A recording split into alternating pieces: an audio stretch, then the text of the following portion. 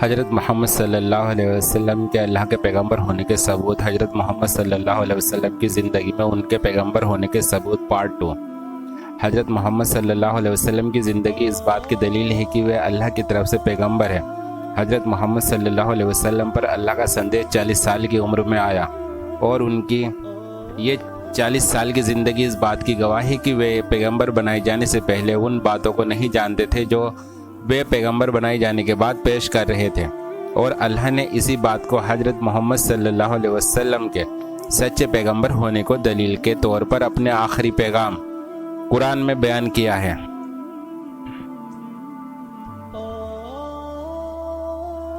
اور اسی طرح اے نبی، ہم نے اپنے حکم سے ایک روح تمہاری طرح وحی پرکاشن کی ہے۔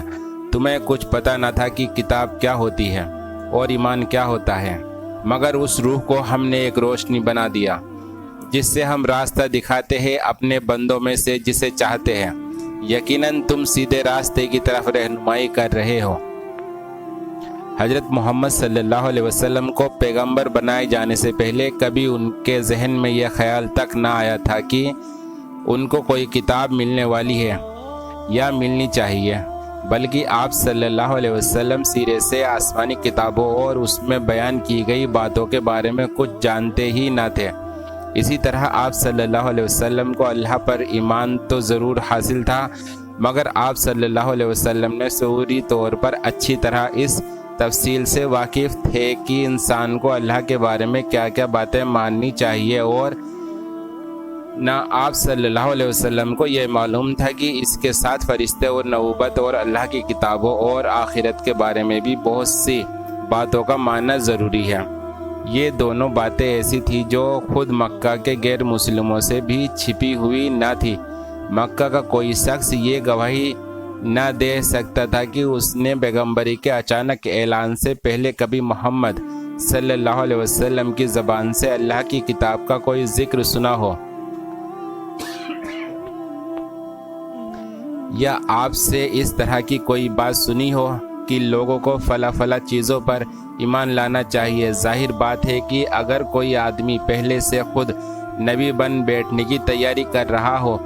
تو اس کی یہ حالت تو کبھی نہیں ہو سکتی کہ 40 سال تک اس کے ساتھ رات دن کا میل جول رکھنے والے اس کی زبان سے اللہ کی کتاب اور ایمان کا لفظ تک نہ سنیں، اور 40 سال کے بعد یکایک وہ انہی باتوں پر دھواں دھار تقریر کرنے لگے۔ اسی بات کو اللہ نے قرآن میں دوسرے انداز میں کچھ یوں بتایا ہے: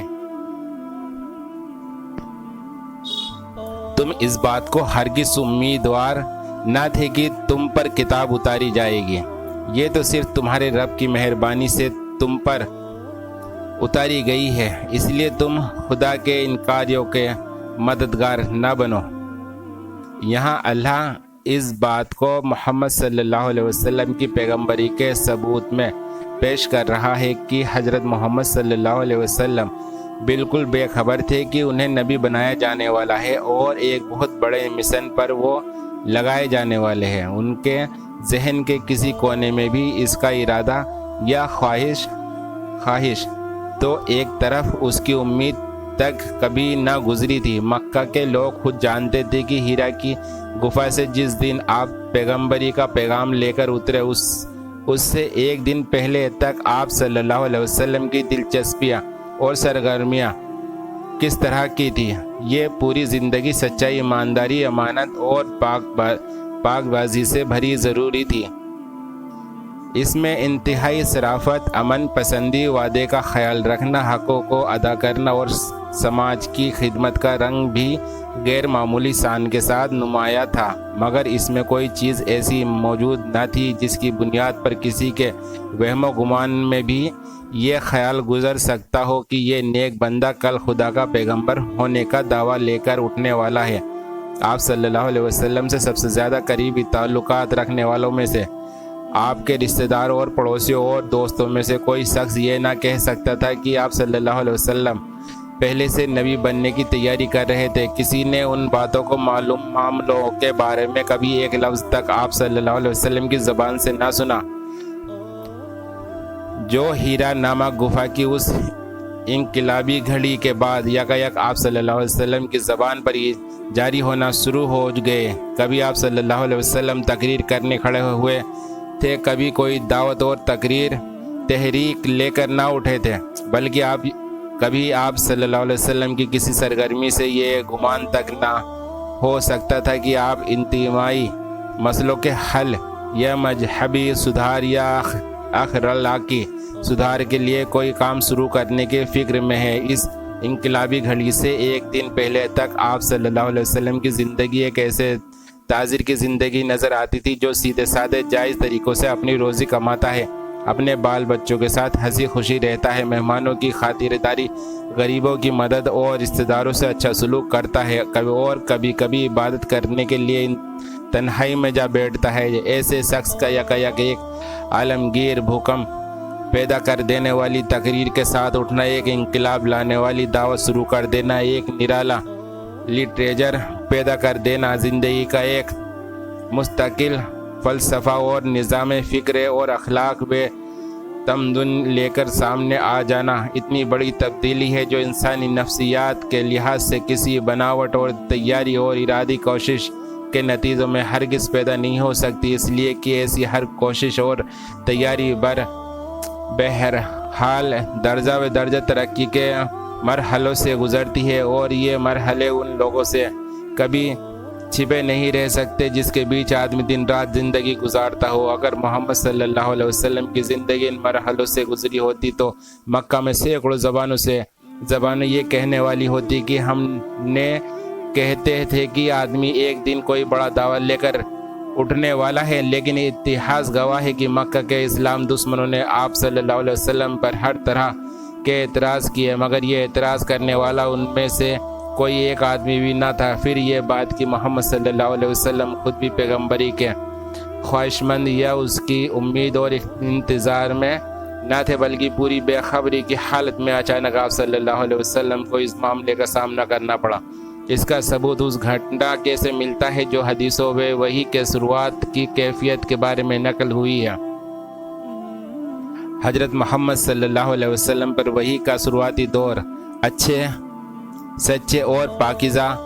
خوابوں سے شروع ہوا۔ آپ صلی اللہ علیہ وسلم خواب میں جو کچھ دیکھتے وہ صبح کی روشنی کی طرح صحیح اور سچا ثابت ہوتا۔ پھر قدرت کی طرف سے آپ صلی اللہ علیہ وسلم تنہائی پسند ہو گئے، اور آپ صلی اللہ علیہ وسلم نے غار حرا میں خلوت نشینی اختیار فرمائی، اور کئی دن اور رات وہاں مسلسل عبادت اور یاد الہی اور ذکر اور فکر میں مشغول رہتے، جب تک گھر آنے کو دل نہ چاہتا۔ توشہ کھانا پینا کا سامان ساتھ لیے ہوئے وہاں رہتے۔ توشہ ختم ہونے پر ہی بیوی محترمہ خدیجہ رضی اللہ عنہا کے پاس تشریف لاتے اور کچھ توشہ ساتھ لے کر پھر وہاں جا کر خلوت گزی ہو جاتے۔ یہی طریقہ جاری رہا یہاں تک کہ آپ صلی اللہ علیہ وسلم پر حق کھل گیا، اور آپ صلی اللہ علیہ وسلم غار حرا ہی میں قیام پذیر تھے کہ اچانک جبرائیل علیہ السلام آپ صلی اللہ علیہ وسلم کے پاس حاضر ہوئے اور کہنے لگے کہ اے محمد پڑھو۔ آپ صلی اللہ علیہ وسلم فرماتے ہیں کہ میں نے کہا کہ میں پڑھنا نہیں جانتا۔ آپ صلی اللہ علیہ وسلم فرماتے ہیں کہ فرشتے نے مجھے پکڑ کر اتنے زور سے کھینچا کہ میری طاقت جواب دے گئی، پھر مجھے چھوڑ کر کہا کہ پڑھو۔ میں نے پھر وہی جواب دیا کہ میں پڑھا ہوا نہیں ہوں۔ اس فرشتے نے مجھ کو بہت ہی زور سے کھینچا کہ مجھ کو سخت تکلیف محسوس ہوئی، پھر اس نے کہا کہ پڑھ۔ میں نے کہا کہ میں پڑھا ہوا نہیں ہوں۔ فرشتوں نے تیسری بار مجھ کو پکڑا اور تیسری مرتبہ پھر مجھ کو بھینچا، پھر مجھے چھوڑ دیا اور کہنے لگا کہ پڑھو اپنے رب کے نام کی مدد سے جس نے پیدا کیا اور انسان کو خون کی پھٹکی سے بنایا۔ پڑھو اور آپ کا رب بہت ہی مہربانی کرنے والا ہے۔ اس لیے یہی آیت آپ صلی اللہ علیہ وسلم جبرائیل علیہ السلام سے سن کر اس حال میں غار حرا سے واپس ہوئے کہ آپ صلی اللہ علیہ وسلم کا دل اس انوکھے واقعے سے کانپ رہا تھا کہ آپ صلی اللہ علیہ وسلم اپنی بیوی خدیجہ کے یہاں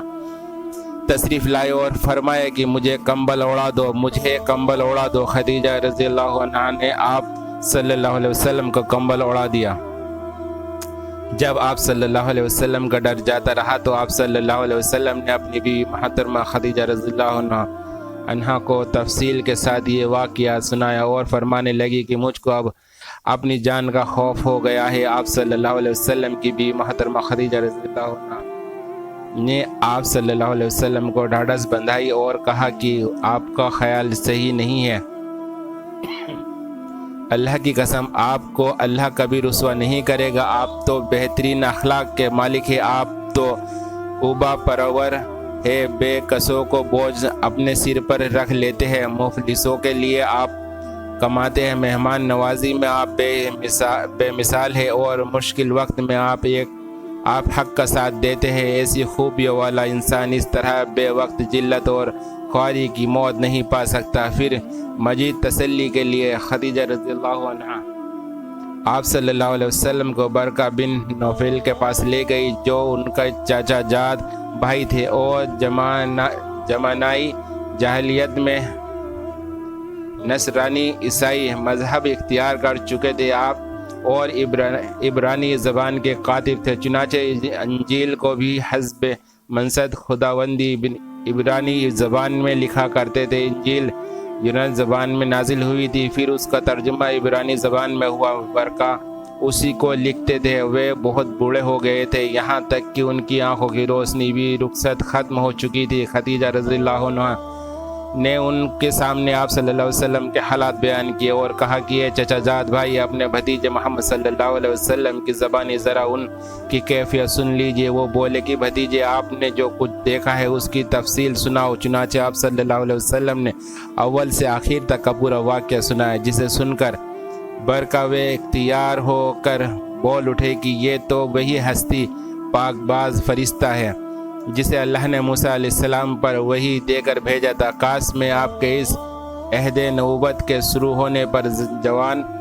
عمر ہوتا، کاش میں اس وقت تک زندہ رہتا جب کہ آپ کی قوم آپ کو اس شہر سے نکال دے گی۔ رسول اللہ صلی اللہ علیہ وسلم نے یہ سن کر تعجب سے پوچھا کہ کیا وہ لوگ مجھ کو نکال دیں گے؟ حالانکہ میں تو ان میں سچا اور امین اور مقبول ہوں۔ ورقہ بولے ہاں یہ سب کچھ سچ ہے، مگر جو شخص بھی آپ کی طرح بات حق لے کر آیا لوگ اس کے دشمن ہی ہو گئے۔ اگر مجھے آپ کی نبوت کا وہ زمانہ مل جائے تو میں آپ کی پوری مدد کروں گا، مگر ورقہ کچھ دنوں کے بعد انتقال کر گئے۔ یہ پورا واقعات اس حالت کی تصویر پیش کر دیتا ہے جو بالکل فطری طور پر یکایک امید کے خلاف ایک انتہائی غیر معمولی تجربہ پیش آ جانے سے کسی سیدھے سادے انسان پر چھا سکتی ہے۔ اگر محمد صلی اللہ علیہ وسلم پہلے سے نبی بننے کی فکر میں ہوتے، اپنے بارے میں یہ سوچ رہے ہوتے کہ مجھے جیسے آدمی کو نبی ہونا چاہیے اور اس کے انتظار میں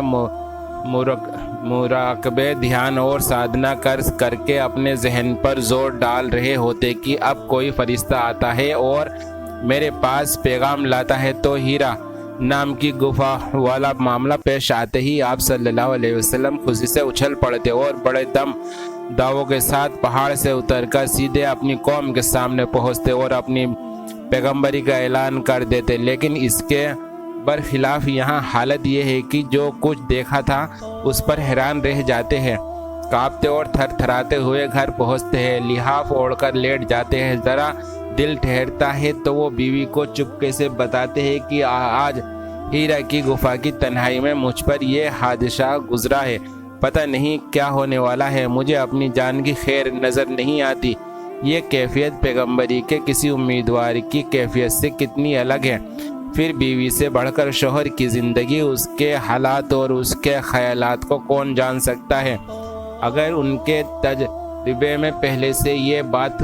آئی ہوئی ہوتی کہ میاں نبوت کی امیدوار ہے اور ہر وقت فرشتے کے آنے کا انتظار کر رہے ہیں، تو ان کا جواب ہرگز وہ نہ ہوتا جو حضرت خدیجہ نے دیا۔ وہ کہتی کہ میاں گھبراتے کیوں ہو، جس چیز کی مدتوں سے تمنا تھی وہ مل گئی، چلو اب پیری کی دکان چمکاؤ، میں بھی نذرانے سنبھالنے کی تیاری کرتی ہوں۔ لیکن وہ 15 برس کی رفاقت میں اپنی زندگی کا جو رنگ دیکھ چکی تھی، اس کی بنا پر انہیں یہ بات سمجھنے میں ایک لمحے کی بھی دیر نہ لگے گی۔ ایسے نیک اور بےلوج انسان کے پاس شیطان نہیں آ سکتا، نہ اللہ اس کو کسی بری آزمائش میں ڈال سکتا ہے۔ اس نے جو کچھ دیکھا ہے وہ سراسر حقیقت ہے، اور یہی معاملہ ورقہ بن نوفل کا بھی ہے۔ وہ کوئی باہر کے آدمی نہ تھے، بلکہ آپ صلی اللہ علیہ وسلم کی اپنی برادری کے آدمی اور قریب کے رشتے سے برادر نسبتی تھے۔ پھر ایک علم پرچنڈ ودان عیسائی ہونے کی حیثیت سے نبوت اور کتاب اور وحی کو بناوٹ اور تمناؤں سے لے کر ہر کر سکتے تھے۔ عمر میں کوئی سال بڑے ہونے کی وجہ سے آپ کی پوری زندگی بچپن سے اس وقت تک ان کے سامنے تھی۔ انہوں نے بھی آپ کی زبان سے ہیرا کی سرگزشت سنتے ہی فوراً کہہ دیا کہ یہ آنے والا یقیناً وہی فرشتہ ہے جو موسیٰ علیہ السلام پر وحی لاتا تھا، کیونکہ یہاں بھی وہی صورت پیش آئی تھی جو حضرت موسیٰ کے ساتھ پیش آئی تھی کہ ایک انتہائی پاکیزہ سیرت کا سیدھا سادہ انسان بالکل خالی ذہن سے نبوت کی فکر میں رہتا تو درکنار اس کے اصول کا تصور تک اس کے ذہن کے کونے میں بھی نہیں آیا، اور اچانک وہ پورے ہوش و حواس کی حالت میں اعلانیہ اس تجربے سے دوچار ہوتا ہے۔ اسی چیز نے ان کو دو اور دو چار کی طرح بنا دیر کیے اس نتیجے تک پہنچا دیا کہ یہاں کوئی نفس کا دھوکہ یا شیطانی کرشمہ نہیں ہے، بلکہ اس سچے انسان نے اپنی کسی ارادے اور خواہش کے بغیر جو کچھ دیکھا ہے وہ اصل میں حقیقت ہی دیکھنا ہے۔ یہ محمد صلی اللہ علیہ وسلم کی نبوت کا ایک ایسا کھلا ثبوت ہے کہ ایک حقیقت پسند انسان مشکل ہی سے اس کا انکار کر سکتا ہے۔ انشاءاللہ جلد آپ کے سامنے حضرت محمد صلی اللہ علیہ وسلم کی زندگی میں ان کے پیغمبر ہونے کے ثبوت پارٹ 3 آئے گا۔ اور آپ ہمارے چینل پر نئے ہیں تو ہمارے چینل کو سبسکرائب کریں، لائک، کمنٹس اور شیئر کرتے ہیں۔ السلام علیکم۔